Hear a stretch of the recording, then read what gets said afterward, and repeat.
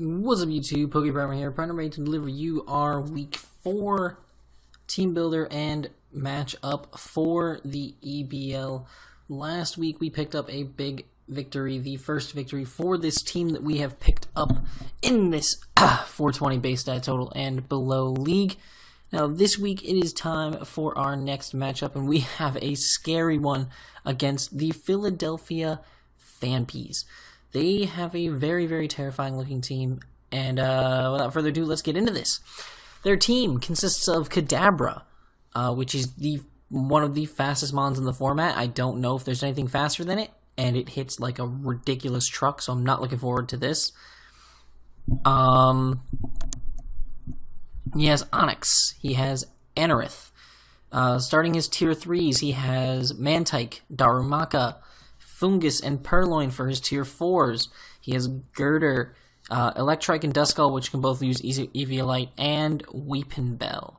So his team overall just very, very well balanced and very, very terrifying, especially the Kadabra. Like, past the Kadabra, his speed tiers drop off immensely. That's by far his fastest mon, and his next fastest, I believe, is Anorith at base 75. Outside of that, it's going to be a huge struggle to beat this thing. It's going to be a matter of a lot of scouting, trying to figure out what exactly he is, what kind of set he is, what I'm meant to be looking at, because he's scary. It's very scary. But I think with the team that we built, I think we have the best possible chance of beating him. So without further ado, let's get into that. The first one we are bringing, obviously, is going to be Honedge. We need to bring as much priority as possible to beat this. We have Shadow Claw, Shadow Sneak, Iron Head, and Swords Dance. Holy Eviolite, 196 HP, max attack, and Jolly Nature with 60 in speed. That Jolly Nature with 60 in speed allows us to outspeed Girder by 1 point. That is significant because if we're already set up, I want to be able to bust through the Girder as quickly as I can before it can knock off my Eviolite, if it hasn't already been knocked off at that point. Because unless he speed creeps with the Girder, which he could totally do, like he could definitely put speed on Girder, but I also don't think it makes as much sense in this matchup because Girder is just so slow as it is. Like, it doesn't really speed creep a lot of things. Like, my really slow mons are all slower than Girder, and my really fast mon, or my faster mons are like significantly faster. So I don't know if he'll do any speed creeping with Girder, but I want to be able to smack that thing as hard as I can before it potentially smacks me. Maybe even pick up a kill if I have an SD or 2 up. Shadow Sneak is there specifically to nuke the Kadabra. I want to hit that thing as hard as I possibly can. Iron Head is there for the Anorith and the Onyx, honestly, just to punch through those as hard as I can as well, just for the stab. Those things are going to be very, very hard to break, but since both of them can't hold an Eviolite, it's not as bad. So, like, especially if I can get an SD up, I could probably break both Onyx and Anorith with very minimal effort. So that's really, really good. And then Shadow Claw hits literally everything else on his team, barring Purloin, but Purloin's so frail, even with an Eviolite, that +2 Shadow Claw could possibly just tear through it anyway. But hopefully we don't end up in a Purloin versus Honedge matchup. Hopefully he doesn't even bring Purloin. I don't think he will. If anything, like, looking at his team, I'm predicting potentially Kadabra, Onyx, maybe Fungus for sure, probably. I could see maybe Duskull, but probably not Duskull. Fungus, Darumaka, Mantike, Onyx, Kadabra, and Girder. That would probably be the 6 scariest things he could bring, honestly. Maybe Anorith, if he wants to bring hazard removal, but he'll be bringing Defog on Mantike, so that's not necessarily, like, super crazy. But I think that's his, like, most logical 6, so hopefully that's what he brings, so I know how best to beat it. But I think this set for Hone Edge is just really, really good this week. I think it'll be really helpful. Next up, we have Derp. Derp, the Slowpoke. We are bringing Derp this week. Also holding the Eviolite because we need that bulk. We're bringing him more Spadef so that we can potentially maybe take a hit from Kadabra and hit it with something. We also want to be able to take something from Mantike, something from Fungus if we have to, something from Purloin if it's a special variant, something from Electrike, perhaps, and especially something from Weepinbell, because a Psyshock to Weepinbell is not going to be appreciated. Scald, Psyshock, Slack Off, Toxic, very, very standard Slowpoke set, but a good one nonetheless. Very, very simply put. It should work very, very well in this matchup with very minimal doubt in my mind. Scald and Psyshock both stab. Scald will tear through anything that it is weak to it. The Onix, the Anorith will just die. Darumaka, even with an Eviolite, just gets torn through. And nothing really wants to appreciate a burn either. Mantike does have Water Absorb, which is why I do have the Toxic. I am going to try to Toxic that thing. Like, if this thing hits the field first, I'm going to either, depending on what he brings, if he brings both Fungus and Mantike, that could be very annoying. But I'll start to learn what his switch-ins are and by just clicking Psyshock at first. Because, let's be real, Fungus doesn't switch into a Psyshock. It's not a safe switch-in. But Mantike switches into Scalds, but not so much Psyshock. So Toxic is probably a safer play at the beginning, but we'll see what happens. But I'm going to try to Toxic the Mantike and get that thing out of the way as fast as possible. I don't believe he has any form of Cleric on his team at all. So if I do get a Toxic off on that Mantike, it is going to die. So that's really, really good for me. Yeah, so that's good. That's awesome. So and then I'll obviously be able to click Psyshock on Fungus switch-ins and stuff like that. Like, this thing's just overall really, really good. Slack Off to keep myself healthy along with the regen. Like, this thing's just really, this thing's could be very, very clutch this week if I can play it right. So hopefully it'll work out in my favor. Also, I have actually the 4 in speed because we do actually have the same exact base speed as Fungus. Fungus is a base 15 mon, so with that 4 in speed, we'll potentially be able to outspeed that thing, which is great. Next up, we have Graceland, our Staravia, coming back this week after a very successful matchup last week. Choice Scarf, once again, just enough speed, outspeed Anorith. And then just max attack and 36 in HP. Going through this set, Brave Bird isn't obvious. There's literally no other move besides Brave Bird to put on this mon. It's as simply as I can put it. Brave Bird and Double Edge are necessary. Brave Bird hits literally everything that isn't Onix and Electrike neutrally and hard as hell. So that's really necessary. I only have the Double Edge for the Electrike. If he does bring Electrike, it could be a good switch into Graceland. Maybe he watched my match from last week and saw how scary Staravia was, so he might just bring a bulky Electrike for that purpose. If he doesn't, then I'm pretty free to just click Brave Bird most of the time, unless he has Onix, and then I could probably just click U-turn. Onix would be his guaranteed switch in, and I can easily just U-turn out into something that can threaten out the Onix. Onix doesn't scare me at all. It's not something that bothers me, so I'm sure I can beat it.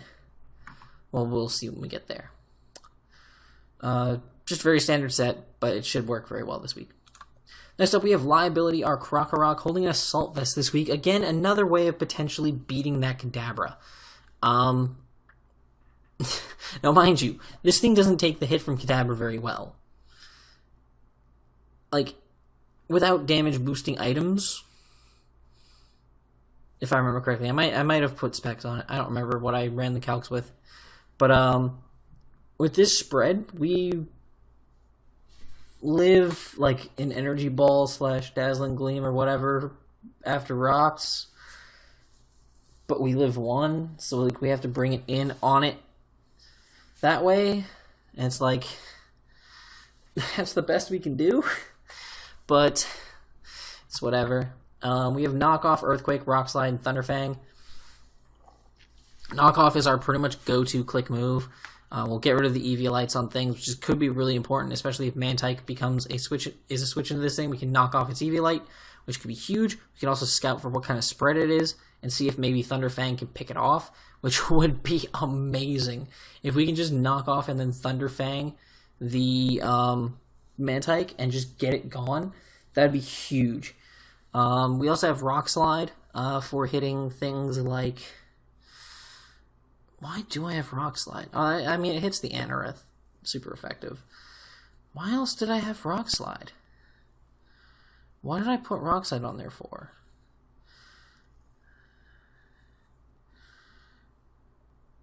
I have no idea now. Now I'm completely questioning everything in my existence. Actually, I'm going to take off the Rock Slide. We're live editing the team right now. This is live team editing right here at its finest, ladies and gentlemen.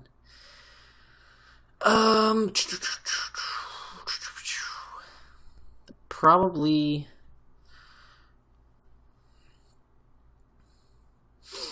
Uh-huh.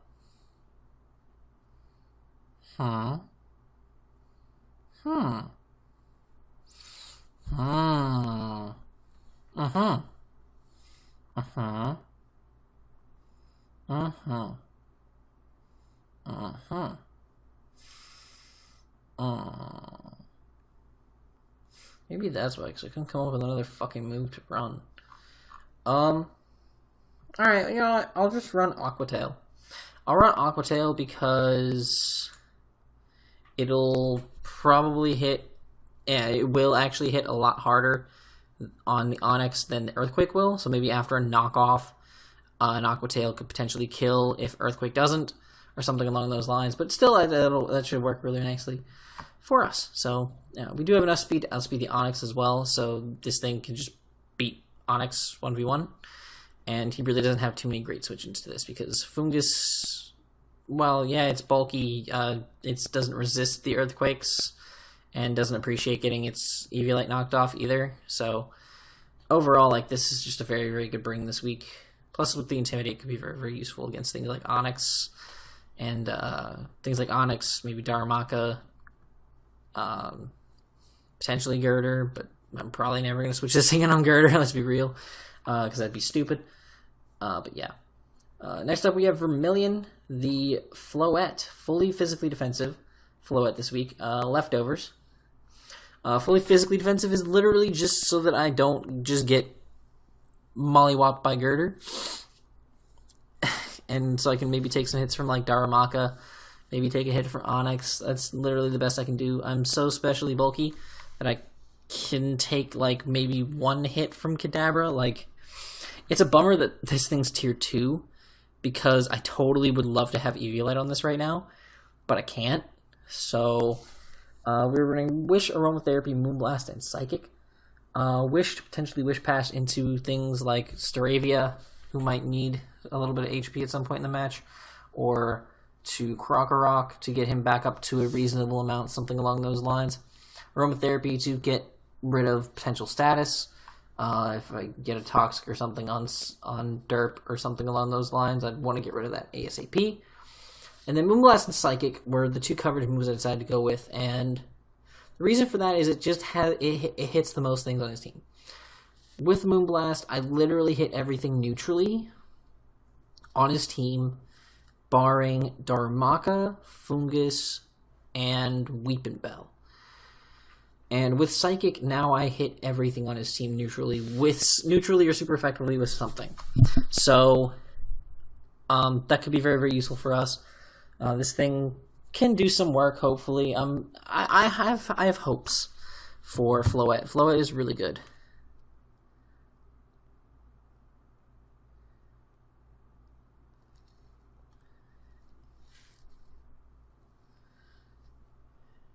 So yeah, that's awesome. Alright, so that's Vermillion. The last one we're bringing this week is Basilisk, our Helioptile. We're bringing it with the Expert Belt. Now,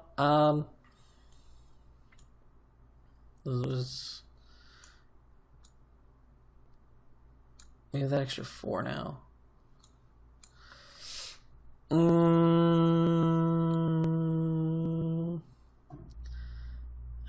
don't really need it there. I want to put it there anyway. Whatever. Anyways, we have Helioptile here. Sub, Thunderbolt, HP Ground, and Grass Knot. With Dry Skin, obviously. Best ability for it in this game. Plus, I'm not bringing Sun, so that's that. Thunderbolt hits everything. His whole team gets hit with Thunderbolt and doesn't appreciate it. The only problem with this set is it's walled by Fungus and Weepinbell. But I don't believe he brings both. If he does bring both, then he's foolish. He's missing out on something more important, in my opinion. Secondly, this thing is a god tier switch in to Mantike, in the situation that both of its stabs are resisted / immune. It can give me HP, and I can sub in its face easily to give me a potential advantage over whatever he might bring in against this. If I can get rid of Fungus early, that's even better, because then I can sub up on the Mantike and hit something, either hit something really, really hard, or hit one of his checks super effectively, because the other things he might want to bring in are Onyx and Electrike. Electrike, because I believe, I'm not totally positive, I actually kind of want to look this up.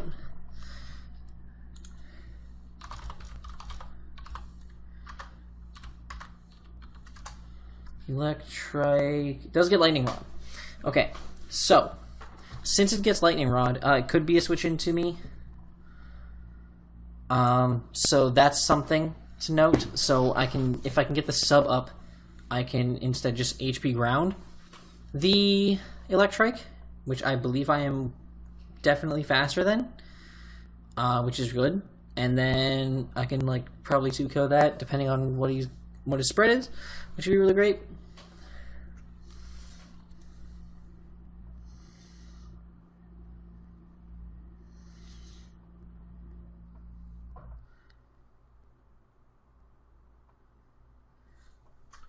But, so we have that, and we have Grass Knot for the Onyx, because Onyx is a very heavy boy. And heavy boys die to Grass Knots, especially heavy boys that are 4 times weak to grass. So, this thing can do a lot of damage if I can get in the right situations, which I think with my team I can pivot into getting into those situations fairly well, I think. So, we'll see what happens. We're going to get into the battle now. So let's go Poplios. Alright guys, we are here with our battle against the Philadelphia Phanpys here in the EBL. Y'all just watched our team builders, so you know what we're bringing. He decided to bring his Onyx, his Darumaka, his Fungus, and his Duskull, which are all potential Eviolite users. He brought his Girder, and he brought his Kadabra, that terrifying Kadabra that is probably the scariest mon on his whole team. Alrighty, so, looking at the matchup at this point, I see literally no reason to not lead Krokorok. Because if he leads Kadabra, I can just go immediately for the knockoff and knock it down to its potential sash or whatever very quickly without any real issues. I can do that. The only lead that bothers me is Girder, but there's plenty of things on my team that Girder can't really do too much against, so I'm not too worried about that. Duskull I can knock, get rid of its Eviolite. Fungus I can just knock and get rid of its Eviolite, and I'm AV, so I can eat a Giga Drain. I can just knock on the Darumaka. It helps me scout if it's Scarfed or Eviolite, because I will outspeed if it's not Scarf. And then I can just knock and then, pound out damage on the Onyx as well. So I do just lead straight off the bat with Krokorok. So he's going to lead with his Onyx. I get the Intimidate off, so he's going to be doing no damage. I go for the knockoff, get rid of his lefties. He's just going to try to set up his rocks, which is fine. I don't really care about having the rocks up. I'm going to go for an Aqua Tail, and he eats. So he's definitely...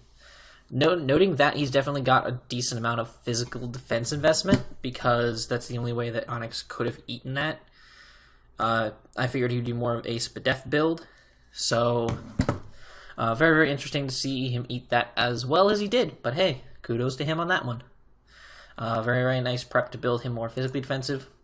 He's actually going to go out into a Moongus here as I go for an Earthquake, which the Fungus eats, but then I just go for a knockoff, get rid of TV Light.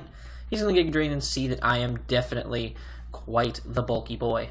Now, since I'm toxic and everything, I decide, I look at his team and I'm like, look, I don't really think I need Krokorok too much. I've weakened the Fungus and put it into a very, very comfortable range for me. And outside of the knockoff here and there on some of the Mons, I have other ways of beating them besides just knocking them off. So I decide I'm just going to go ahead and hit this Fungus with another Earthquake. This shows me that he's definitely more of a Phys-Def build, but definitely not fully Phys-Def. Like, he has physical defense investment, but probably has like a Calm Nature or something along those lines to balance things out, or maybe even mixed defensive. But I do just sack Krokorok here. This gives me a free switch into Vermillion the Floette. And let me tell you, Floette is going to be an MVP in this game for a little bit. Alright, so I'm looking at this and like, alright, no drawback plays Click Psychic. Because A, he stays in, Fungus dies. That's it. He's also pretty neutered since he doesn't have his EBL, so he might just go ahead for the sack. If he switches, then I get free neutral damage on the Darumaka, on the Duskull, on... I get super effective hit on the Girder, which he would never bring in. I get to break a potential sash on Kadabra if he wants to do something like that. And I kill off the Onyx. So clicking Psychic was a no drawback play here. So that's what I'm going to do, and I'm going to kill off the Fungus here. So Floette is on the board. Now he goes out to Darumaka, and I'm calcing this, right? And his best move to hit me with is Flare Blitz. So I'm in the mindset that he's either A, Eviolite, and potentially could just Flare Blitz and then you turn out or something like that, predicting things, or, like, I know he's either Eviolite or Choice Scarfed, one way or the other. So I calc it for those options, and see Flare Blitz is doing like 55 to 60-something%. I wasn't scared at all. So I just go for a Wish here, because I can either, if he's Choice and locks himself into Flare Blitz, I can Wish, and then pass that immediately out into Slowpoke, and then I have the momentum back in my favor. If he goes for anything else, then I have a Wish up and a bulky-ass Floette just sitting on the field. So he's actually going to U-turn right away, which is really cool. So I get my Wish up. He's going to go for an Iron Head on the Onyx, probably just going for the flinch, because he knows Onyx is weak as shit. Onyx is so weak. That is proof right there that Onyx is weak. Like, I'm not even Eviolite. Granted, yeah, he probably didn't have any attack investment, but like that base 45 attack is pitiful. Just pitiful. So I'm able to get my Wish back up to completely full, and I'm able to kill off the Onyx there, which is great. He goes back out to Darumaka, and he goes for the Flare Blitz, and this confirms for me that he's either Scarfed or he is Eviolite. So I'm actually just going to put up another Wish, and banking on potential Scarf, I go out into Slowpoke. He's going to Flare Blitz me. It tickles, and I am actually able to get my Wish back. Now, this play I debated a couple times. I almost clicked Toxic at first, because I was thinking he'd probably just go into the Duskull. I actually originally had clicked Toxic. If he did just go Duskull, I got a free Toxic off on it, and no big deal. I can 1v1 the Duskull pretty okay. Duskull's forms of recovery aren't really all that great, but I didn't get that opportunity, so unfort. But and then I decided, I was like, well, maybe he's thinking I'll either predict that, go for a status move, or go for a Scald, just to hit the Darumaka that's in front of me, and maybe try to bank on that and get a burn or something on Girder if he's Guts or something along those lines, and then try to beat me down that way. So that's why I went for the Psyshock, predicting the Girder to come in. It didn't work out in my favor, but that's perfectly fine. He's going to Will-O-Wisp me this turn. That little bit of chip's not going to really matter, because I'm just going to get a Toxic off on him. So I'm going to start weakening him significantly. Then I actually go into Floette here, thinking I can maybe get a Wish up, pass it into something, and see what we can do. Or maybe even aromatherapy off that burn. Well, he goes off with the Nightshade on that turn, which is really unfortunate for me. He's able to chip down my Vermillion right down to below half. But I'm thinking in my head, like, that's not a big deal. I mean, I can still probably at least get the Wish up, and if he kills me this next turn, because I should outspeed this thing, like, pretty much every time. If I can get the Wish up, I can probably just go into something else that I want to get the Wish, and then just pass it in. But he reveals the Shadow Sneak here, which is really good prep on his part. Nightshade him down, and then, Shadow Sneak them and pick him off. This play right here is a perfect situation. Because so far, out of the 3 moves that he's revealed, between Will-O-Wisp, Shadow Sneak, and Nightshade, he can't touch me if I go for a sub. If I go for a sub in his face, like, what could his 4th move be? Unless he's HP fighting or something along those lines, he can't touch me or break my substitute. So, Basilisk gets a free sub in this thing's face immediately. So, I'm just going to click sub. I have free sub, I can just go for it, and he goes for Pain Split. So, revealing Pain Split, he literally cannot touch me. So now he either has to stay in here, right, and sack his Duskull, because he's only sitting at 35%. He ain't going to relive in anything anytime soon. Or he has to swap out to something else to take this incoming Thunderbolt, and that's not going to be appreciated. He actually decides to do that, and he goes on to Darumaka, and this reveals to me that he is, in fact, Choice Scarfed. He is definitely Choice Scarfed, because Eviolite damage is much, much lower. You can actually I'll even pull that one up for y'all. Helioptile versus a Darumaka, just with the Eviolite. Thunderbolt. Oh my. Actually, he could have been... Oh, that was the wrong thing to click. So that did 68%. So that's roll for no HP Eviolite. Actually, now that I look back on it, it could have been Eviolite. But I was willing to bank on Scarf. And you're about to see, he is indeed Scarfed. 100%, like I thought the entire time. Which actually is really weird. Is that like max HP? 252. He's definitely Choice Scarfed, because he had to be Choice Scarfed to outspeed me. There's no universe where he wasn't. That's just like a really bulky, like, HP invested Choice Scarf set. Or it's just not.